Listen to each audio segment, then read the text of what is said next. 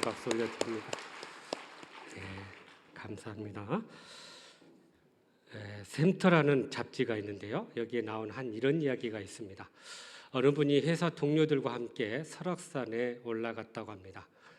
정상에서 그 정상을 정복한 그 기분을 만끽하고 이제 하산하게 됐는데요. 그날따라 몸이 조금 다른 날보다 좋지 않아서 자꾸 뒤처지기 시작했다고 합니다. 그래서 어떻게 하면 같이 따라 붙을 수 있을까 하다가 이쪽으로 갔는데 조금 더 지름길을 탁하면 되겠구나 싶어서 지름길로 이렇게 빠졌답니다.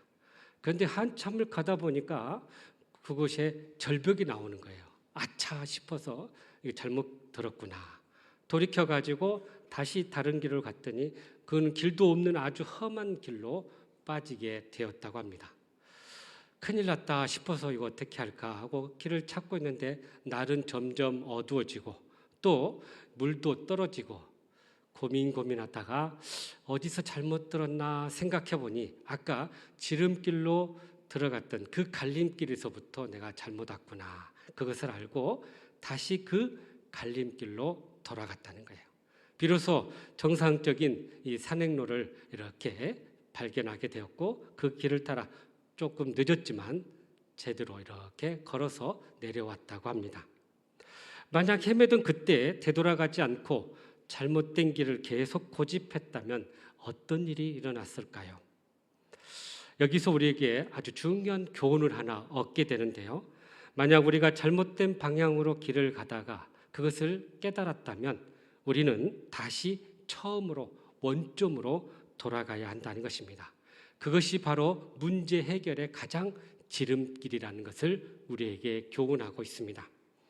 여러분, 우리도 인생길을 걷다 보면 삶의 방향을 잃어버리고 또 혼란을 겪을 때가 있다는 거예요. 그럴 때 우리는 기본으로 원점으로 본질로 돌아가야 한다는 것입니다.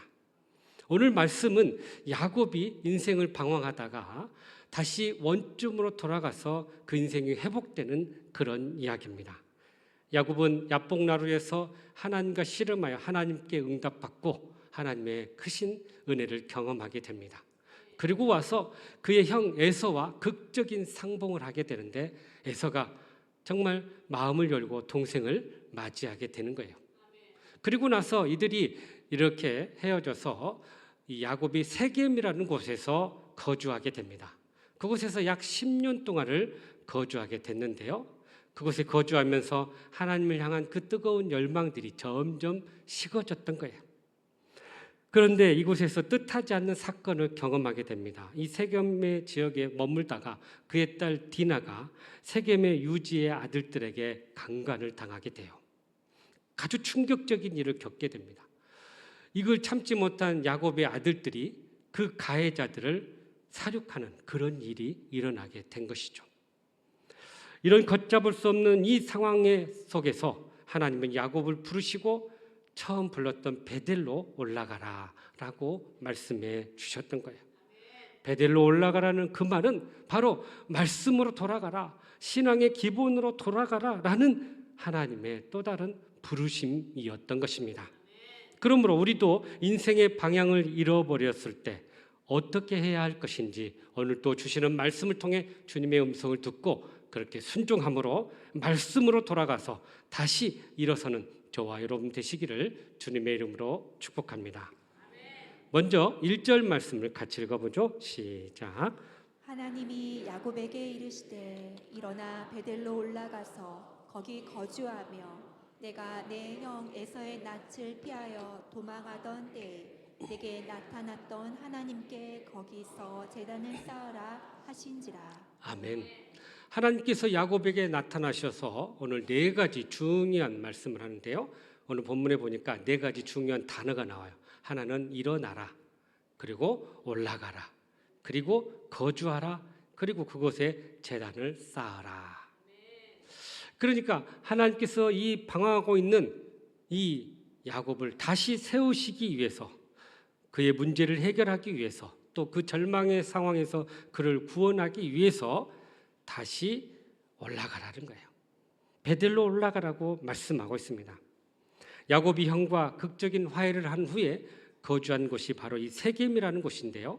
세겜은 예루살렘에서 북쪽으로 약 65km 정도 떨어진 그런 곳이에요. 팔레스타인 전체 지역에 세겜은 한 가운데 있는 지역이에요. 그러니까 교통의 요충지였고 또 많은 사람들이 오가는 그런 곳이었습니다. 그곳에 장막을 치고 살게 됐는데요. 그곳에 장막을 치면서 땅을 샀어요. 세겜의 족장인 하몰의 아들들에게 땅을 사서 그곳에서 거주하게 되었던 거죠. 여러분, 여기서 우리가 한 가지 알아야 될 것은 세겜은 지역명이기도 하지만 그 지역에 가장 힘 있는 사람의 이름이기도 합니다. 그러니까 세겜이 지역 이름이고 사람 이름이라는 것을 알아야 돼요.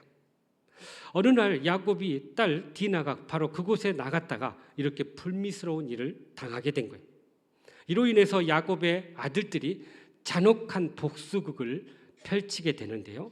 그래서 사람들이 죽는 그런 어려움들을 겪게 됩니다. 여러분, 이 야곱의 식구들은 얼마 되지 않지만 그곳에 사는 거민들은 많은 사람들이 있기 때문에 이 일로 인해서 야곱의 가족들과 그 거민들과의 큰 싸움이 일어날 그런 위기의 상황에 처했던 거예요. 그 상황 속에서 하나님께서 야곱을 부르셔서 베델로 올라가서 제단을 쌓으라라고 말씀하신 것입니다. 왜 하나님은 야곱을 베델로 올라가라고 하셨을까요? 야곱에게 있어서 베델은 어떤 곳일까요? 창세기 28장에 보면 야곱이 형을 피해서 그의 삼촌 집으로 도망하다가 잠시 쉬었던 곳이 있는데 바로 루스라는 곳이었어요. 그곳에서 잠을 자다가 하늘에서 사닥다리가 내려오고 천사들이 오르락 내리락 하는데 그 위에 하나님의 음성이 들리는 거예요. 거기서 처음 하나님을 만나게 되었고 하나님의 그 사랑을 경험한 그런 곳이었어요.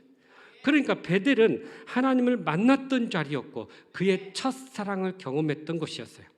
말할 수 없는 하나님의 은혜와 축복을 경험한 그곳이 바로 베델이었던 것입니다. 바로 이곳에 다시 단을 쌓고 하나님께서 우리가 다시 그곳에서 믿음을 회복하라는 그런 말씀을 주신 것입니다.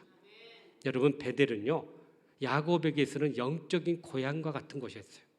그러니까 그곳에 하나님을 만나고 하나님의 은혜를 경험했던 그런 곳, 그래서 그곳에 가서 다시 믿음으로 일어날 것임을 말씀하고 있는 것입니다. 여러분, 우리도 마찬가지예요.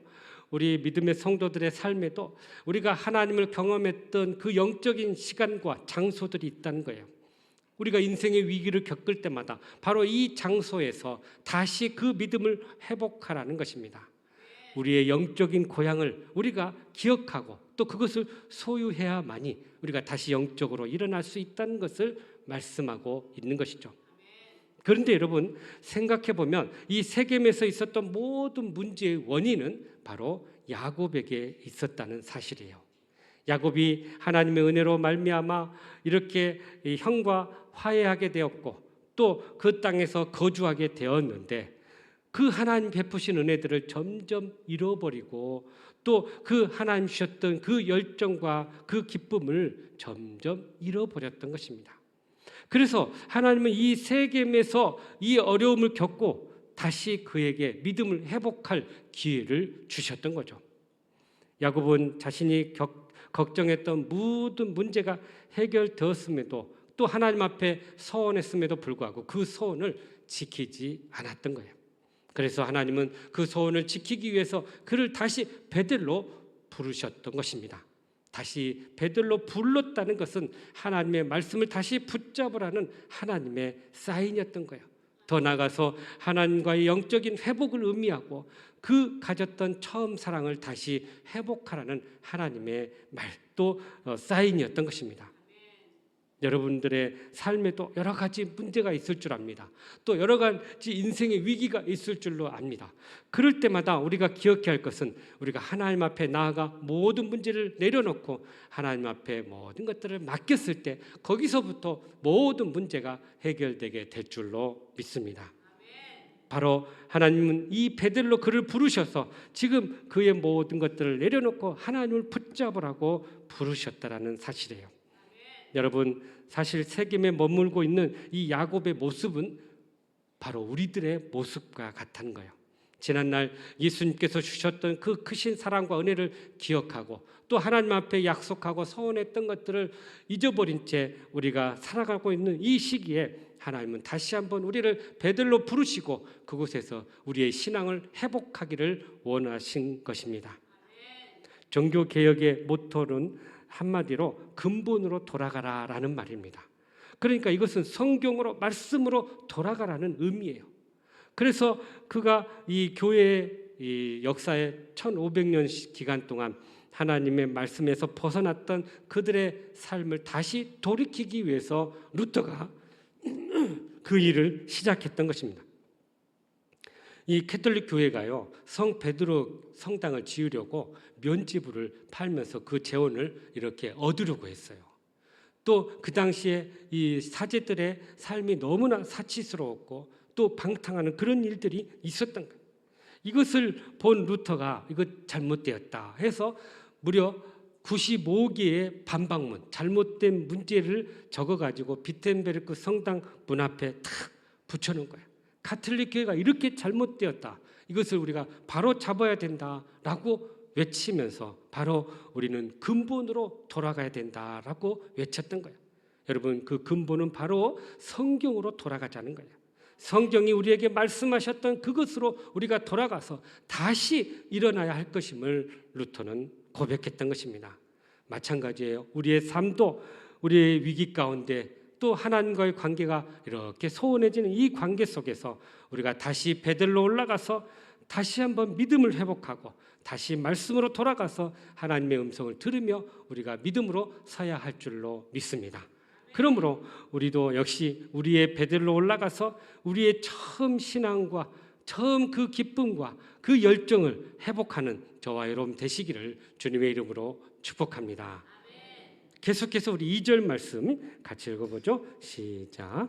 야곱이 이에 자기 집안 사람과 자기와 함께한 모든 자에게 이르되 너희 중에 있는 이방 신상들을 버리고 자신을 정결하게 하고 너희들의 의복을 바꾸어 입으라. 아멘. 야곱이 하나님의 말씀을 받고 자기의 가족들에게 이렇게 세 가지를 권면한데요. 베들로 올라가기 전에 세 가지를 준비하라고 이야기합니다. 첫 번째는 이방 신상을 버리라라고 이야기합니다. 그러니까 우리가 그동안 하나님 외에 다른 것들을 섬기고 마음에 품었던 것들을 다 버리고 이제 하나님 앞에 나아가자는 말씀이에요. 그러니까 우리의 신앙이 다시 갱신되려면 우리의 마음에 품었던 하나님 외에 다른 것들을 내려놓고 버려야 한다는 것입니다. 특별히 사랑하는 아내 라헬이 그의 마음 가운데 품었던 게 하나 있는데 드라빔이라는 그런 우상이었어요. 이게 뭐냐면요, 라헬이 친정에서 떠나올 때 아버지가 섬겼던 이 우상 신이었는데 그게 조상신이기도 하고 또 자기들을 이렇게 보호한다는 수호신이기도 했던 거예요. 그것을 감추어 가지고 나온 거죠. 아마도 그 신이 자기들을 보호해주고 지켜줄 거라는 그런 믿음을 가졌던 것 같습니다. 그런데 하나님께서 이러한 모든 우상들을 제거하고 버려야만이 진정 하나님을 만날 수 있다라고 이야기하신 거예요. 여러분, 우리의 드라빔이 우리에게도 있다는 거예요. 그것이 우리를 보호하고 우리를 인도하고 우리에게 복을 줄 걸로 생각하는 것들이겠죠. 예를 들면 뭘까요? 돈일 수도 있고요. 또 이것이 권력일 수도 있고요. 인맥일 수도 있고요. 학력일 수도 있고요. 이런 것들을 하나님 앞에 나아가는 데 있어서 우리가 내려놓아야 할 것들이라는 거예요. 우리의 마음의 우상에 있는 것들을 제거하고 버릴 때 비로소 우리는 하나님을 온전히 만나게 될 줄로 믿습니다. 골로새서 3장 5절에 보면요, 모든 우상 중에 가장 강력한 우상은 탐심이다라고 이야기하고 있어요. 탐심이 뭐예요? 우리 마음 가운데 욕심이에요. 그 욕심을 버려야만이 우리가 주님을 만나게 되고 하나님과 다시 영적인 회복을 이루게 된다는 것입니다. 그러기에 우리는 하나님 앞에 나아가는데 모든 장애가 되는 것들을 제거하고 버리고 그렇게 온전한 믿음으로 나아갈 때 우리가 하나님 안에서 진정한 회복을 경험하게 될 줄로 믿습니다. 둘째로 야곱이 그의 가족에게 부탁했던 건 뭐냐면 자신을 정결하게 하라라고 이야기합니다. 여러분, 이 정결하라는 말은 몸을 씻는다라는 의미를 가지고 있어요. 그러니까 지금까지 그들의 세속적인 모든 것들을 씻어내는 그러한 작업이에요. 그런데 우리는 이 씻는다는 말을 우리는 영적으로 어떻게 해석하냐면 회개한다라고 이야기합니다. 그러니까 하나님 앞에 우리가 나아갈 때 우리가 씻는 정결의 의식을 가져야 되는데, 그것은 바로 하나님 앞에 제대로 그동안 살지 못하고 또 세상을 바라보고 우상을 섬겼던 우리들의 모든 죄를 회개하고 또 이것들을 내려놓을 때, 그럴 때 우리는 진정으로 하나님을 만나게 되고 또 주님의 다스림을 받게 된다는 것입니다.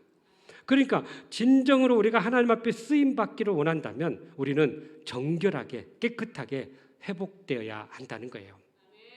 제가 개인적으로 참 좋아하는 말씀 중에 하나가 디모데후서 2장 21절 말씀인데요. 한번 읽어보죠. 시작.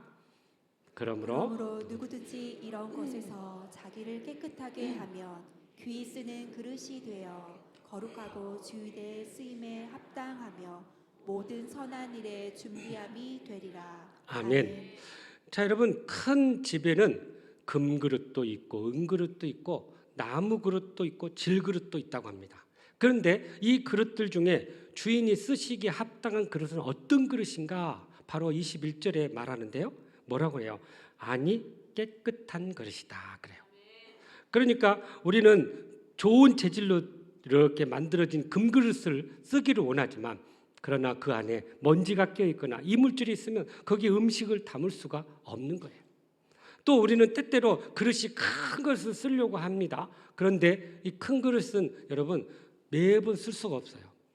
뭐 큰 잔치를 할 때는 가능하지만 그냥 우리가 소소하게 먹을 때는요, 개인 접시 조그만 그릇에 쓰게 돼요. 그러니까 오히려 작은 그릇을 더 자주 쓰게 된다는 거예요. 그런데 중요한 것은 이것이 큰 그릇이든 작은 그릇이든 아니면 좋은 재질로 만들어졌던 그렇지 않든 간에 중요한 것은 그 그릇이 깨끗하게 준비되어야 한다는 거예요. 여러분, 깨끗하게 준비되지 않으면 거기에 음식을 담을 수가 없어요. 하나님께서도 우리들을 사용하실 때 우리의 마음의 그릇이 깨끗하게 준비되지 않으면 하나님의 거룩한 영이 임할 수 없다는 거예요. 그래서 우리는 하나님 앞에 정결하게 회개하고 돌이켜서 그렇게 깨끗하게 준비됨으로 하나님 앞에 나아갈 때 더욱더 귀하게 쓰임받게 될 줄로 믿습니다. 세 번째는 의복을 바꾸어 입어라 라고 말씀하고 있어요. 여러분, 의복은 그 사람의 소속과 정체성을 주는 그런 의미가 있습니다. 그래서 여러분, 우리가 알다시피 예를 들면 의사나 간호사나 또는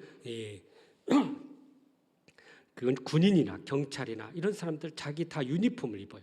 그 유니폼은 그 사람이 어떤 사람인가를 우리가 알게 됩니다. 그런데 이 히브리인들이요, 옷을 바꿔 입는다라는 말은 뭐를 상징하냐면 과거의 죄악된 삶에서 이제 벗어나서 하나님이 원하시는 삶으로, 의로운 삶으로 살겠다라는 그런 믿음의 결단을 상징한다는 거예요. 그러니까 야곱이 이제 옷을 바꿔 입으라라는 말은 단순히 좋은 옷, 깨끗한 옷으로 갈아입으라라는 의미보다는 이제 과거의 삶을 정리하고 하나님 앞에 온전한 모습으로, 온전한 삶으로 살아야겠다는 결단의 행위였던 것입니다. 그런데 우리가 그리스도인이 되고 아직도 옛사람의 옷을 입고 살아가는 것이 너무나 많다는 거예요. 여전히 옛 습성과 또 옛된 모습을 그대로 가지고 있다는 거예요. 그러니까 믿는다고 하지만 삶은 여전히 옛 삶에서 벗어나지 못하는 것이 우리들의 모습이라는 거예요. 그러나 우리가 기억해야 할 것은 바로 이 과거의 옷을 벗어버리고 의로운 옷, 새로운 옷으로 거듭날 때 우리가 주님 앞에 더욱더 온전히 쓰임받게 된다는 것입니다. 그래서 성경은 우리에게 입어야 할 옷을 소개해 주고 있는데요, 요한계시록 19장 8절 말씀이네요. 같이 읽어보죠. 시작. 그에게 빛나고 깨끗한 세마포 옷을 입도록 허락하셨으니 이 세마포 옷은 성도들의 옳은 행실이로다 하더라. 아멘. 마지막 날에 우리가 하나님의 나라의 천국 잔치에 이렇게 들어가게 될 것인데요, 그런데 놀랍게도 구원받은 자들이 어떤 옷을 입냐면 세마포 옷을 입는다 그래요. 하나님께서 구별하신 이 세마포 옷을 입고 이 천국 잔치에 참여하게 된다는 것인데요. 그런데 이 세마포 옷의 의미를 오늘 말씀에 뭐라고 설명하냐면 그것은 성도들의 옷인데 옳은 행실이다라고 이야기해요. 그러니까 여러분 그 옷이 옳은 행실을 의미하고 있다는 것입니다.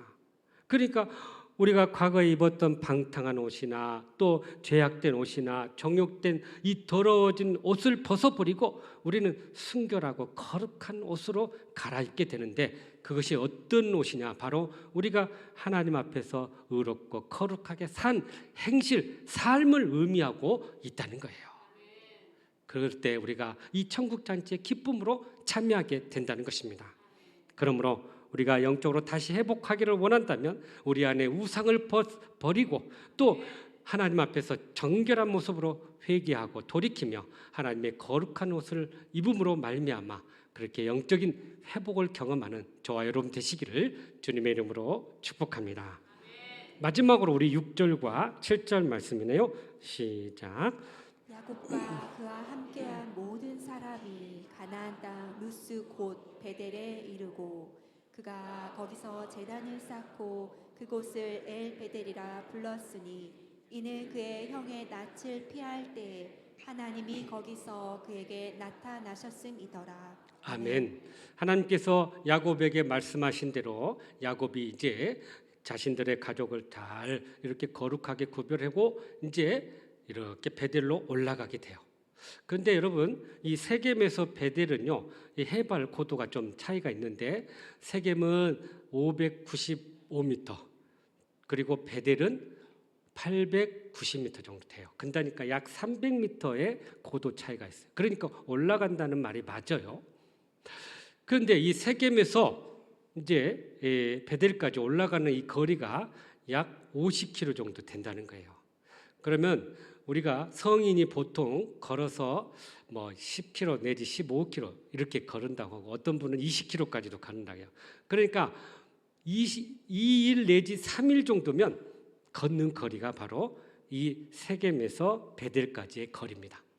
그런데 이 야곱이 바로 이 베델까지 오기까지가 무려 10년이 걸렸던 거예요. 그러니까 야복나루에서 하나님의 은혜를 경험하고 극적으로 하나님의 도움을 통해 에서와 화해를 했는데 이후로 하나님과의 관계가 없었던 거죠. 2일이고 3일이면 갈 거리가 이렇게 오랜 기간을 두었다는 거죠. 그러니까 이것은 뭘 의미하냐? 하나님과 야곱과의 마음의 거리가 그만큼 멀었다는 것을 의미하고 있는 거예요. 여러분 우리가 살면서 분주하고 바쁘게 살다 보면 하나님과 거리가 멀어질 때가 있어요.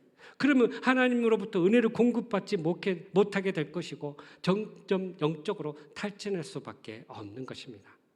그러니 우리가 이 마음의 거리를 좁혀야만이 하나님으로부터 은혜를 공급받게 되고 다시 회복할 수 있다는 거예요. 여러분 이 베델이란 말이 무슨 의미예요? 하나님의 집이다라는 의미예요. 바로 이 베델에서 하나님의 집에서 야곱이 다시 회복됐어요. 그리고 나서 야곱이 이곳을 뭐라고 불렀냐면 엘 베델이다라고 불렀어요. 그러니까 베델의 하나님이다라는 의미예요. 베델의 하나님을 다시 만났다라는 그런 의미입니다. 여러분 여기서 우리가 꼭 기억해야 할 것은 베델과 엘 베델 사이에는 엄청난 간극이 있어요. 무려 30년의 간극이 있었어요. 베델의 삶에서 엘 베델의 삶으로 우리가 신앙이 더욱더 성장하고 또 성숙해져야 돼요. 우리 신앙이 계속해서 갱신되어야 돼요. 여전히 베델에만 머물러 있는 사람들이 있어요. 그러나 우리는 엘 베델의 삶으로 더 성장하고 더 올라가야 돼요. 그것이 바로 믿음의 삶이고 성숙한 삶인 것입니다. 우리의 신앙이 이렇게 한 단계 업그레이드 돼야만이 우리가 더 하나님의 깊으신 은혜들을 맛보게 된다는 것입니다. 여기서 우리가 한 가지 중요한 영적인 교훈을 하나 깨닫게 되는데요. 여러분 우리의 신앙을 가만히 보면 처음부터 완벽하지 않다는 거예요. 야곱도 그랬어요. 우리가 마음으로 예수님을 영접하긴 하지만 우리의 몸은 여전히 죄된 본성을 갖고 있기 때문에 과거의 죄된 모습들을 그대로 갖고 산다는 거예요. 그래서 하나님은 우리의 이런 모습을 계속해서 만들어가기 위해서 우리를 깨트리시고 또 우리를 빚어주시고 또 우리를 다듬어 주시는 이 과정을 갖게 하신다는 거예요. 이것을 우리는 신학적인 용어로 성화의 과정이다라고 이야기합니다. 그러니까 하나님께서 우리를 계속해서 만들어가고 빚어주고 깨트려가는 이 과정 속에서 우리는 더 영적으로 성숙하게 되고 더 하나님을 닮아가게 된다는 거예요. 바로 이 과정, 베델에서 엘 베델로 가는 이 과정이 바로 우리를 깨트리고 우리를 빚으시고 우리를 만들어 가시는 성화의 과정이라는 것입니다. 여러분, 야곱의 삶도 마찬가지고 우리의 삶도 마찬가지예요. 야곱의 삶 가만히 보십시오. 처음에 그가 어땠어요? 남의 발에 뒤꿈치를 붙잡고 사는 사람, 남을 속이는 사람, 거짓말하는 사람, 남을 등치는 사람, 그런 삶이었어요. 그런데 그가 형을 피해 도망가다가 베델에서 하나님을 만나요. 처음 만났어요. 그런데 거기서 뭐 완벽하게 바뀐 게 아니었어요. 여전히 속이는 사람, 거짓말하는 사람. 그러다가 다시 돌아와 20년 만에 돌아왔어요. 야복나루에서 다시 하나님을 만나고 실험하고 하나님의 응답을 경험해요. 그럼에도 불구하고 여전히 온전하지는 않았어요. 그리고 10년이 또 흘렀어요. 부족했지만 여러 가지로 하나님에서 계속되는 그런 은혜들을 누리지 못했어요. 그러다가 이 큰 어려움을 겪고 나니 다시 하나님 앞에 나오게 된 거예요. 여러분, 그러니까 이 과정을 우리가 쭉 보면서 우리는 처음부터 완벽한 신앙을 갖는 게 아니구나. 계속해서 하나님께서 우리를 깨워주시고 빚어주시고 만들어줘야만이 우리가 더 성화롭게 만들어지는구나 라는 것을 우리가 알게 돼요. 우리가 이렇게 시간이 흐르면서 이런 과정을 겪을 때 더 온전해지는 것입니다. 그런데 간혹 우리가 생각하기를 목사가 되고 장로가 되고 귀한 직분을 얻었다고 해서 완벽해서 그 일을 직분을 받은 걸로 오해할 때가 참 많아요. 그런데 여러분, 그렇지 않아요. 완벽한 기준에 의해서 직분을 세웠다면 우리 중에 그 직분을 받을 만한 사람 그렇게 많지 않을 것입니다. 그런데 놀랍게도 하나님은 우리를 세우시고 우리같이 부족한 연약한 사람들을 세우시고 계속해서 깨트리시고 다듬어 주시고 빚어주는 가운데서 우리를 세워주신다는 거예요. 중요한 것은요, 바로 이 빚어지는 과정이라는 거예요. 하나님은 먼저 직분을 주시고 그리고 연단과 훈련의 과정을 통해서 그에 합당한 사람으로 그를 세워 가신다는 것입니다. 바로 이 빚어지는 과정, 이 신앙을 업그레이드하기 위해서 우리는 다시 하나님을 만났던 곳, 은혜 받았던 곳, 우리에게 직분을 줬던 곳, 그곳으로 돌아가서 우리의 신앙이 다시 한번 일어나야 한다는 것입니다. 파스칼의 팡세에서 이런 말을 합니다. 사람이 하나님을 알면서도 자신의 비참함을 모르면 교만하게 지고 자신의 비참함을 알면서도 하나님을 모르면 절망하게 된다라고 이야기해요. 여러분, 우리 자신의 부족함도 비참함도 알아야 되고 하나님의 은혜도 경험해야 할 줄로 믿습니다. 그곳이 바로 우리의 엘 베델이 될 줄로 믿습니다. 라틴어로 아드 폰테스라는 단어가 있는데요. 이게 무슨 뜻이냐면 원점으로 돌아가라, 또 근본으로 돌아가라, 이런 의미예요. 그러니까 인생의 목적과 방향과 길을 잃어버렸을 때 바로 원점으로 돌아가라는 것입니다. 그러면 우리 인생의 원점은 어디일까요? 바로 예수 그리스도이십니다. 예수 그리스도 안에서 우리가 다시 믿음으로 일어나게 되는 거예요. 그래서 우리가 예수님으로 돌아가서 예수님 안에 거함으로 예수님 안에서 다시 일어날 때 우리의 모든 위기가 떠나가게 되고 하나님과의 관계가 회복되게 될 줄로 믿습니다. 바로 그것이 우리의 엘 베델이 될 줄로 믿습니다. 헨리 블랙커버 목사님은 이런 말을 합니다. 하나님은 우리가 있는 곳에서 만날 수 없다면 우리가 하나님을 만나야 할 곳으로 우리를 옮기신다라고 이야기합니다. 그러면서 이런 말을 해요. 베델로 올라가라는 명령은 단순히 장소의 이동이 아니라 하나님의 뜻의 중심으로 돌아가는 부르심이다라고 이야기합니다. 그러니까 단순히 어느 장소에 가서 회복하라는 게 아니라 우리의 마음을 하나님 앞에 드리고 하나님의 뜻을 받아들일 때 거기서 우리가 다시 회복하게 될 줄로 믿습니다. 그것이 바로 우리의 엘베델이 된다는 사실입니다. 그러므로 신앙의 위기를 우리가 대할 때마다 우리의 원점인 예수 그리스도께 돌아가서 거기서부터 다시 일어나고 다시 회복하는 저와 여러분 되시기를 주님의 이름으로 축복합니다. 사랑하는 성도 여러분, 아드폰테스 신앙의 원점으로 신앙의 근본으로 돌아가기를 원하십니까? 그렇다면 오늘 주신 말씀처럼 인생의 위기 가운데 우리의 첫 신앙의 자리로 돌아가서 신앙의 열정과 기쁨을 회복할 수 있기를 간절히 바랍니다. 또한 우리 안에 우상을 버려버리고 또 우리의 모든 죄악된 것들을 회개하고 주님의 거룩한 의로운 옷을 입음으로 말미암아 하나님의 거룩한 자녀로 거듭날 수 있기를 간절히 바랍니다. 나아가서 우리의 신앙의 위기 가운데서 신앙의 원점인 예수 그리스도께로 돌아가서 그곳에서 진정한 회복을 경험할 수 있기를 간절히 바랍니다. 그래야 믿음의 회복이 일어나고 더욱더 신앙의 성숙이 일어나는 저와 여러분의 삶이 되시기를 주님의 이름으로 축복합니다. 기도하겠습니다.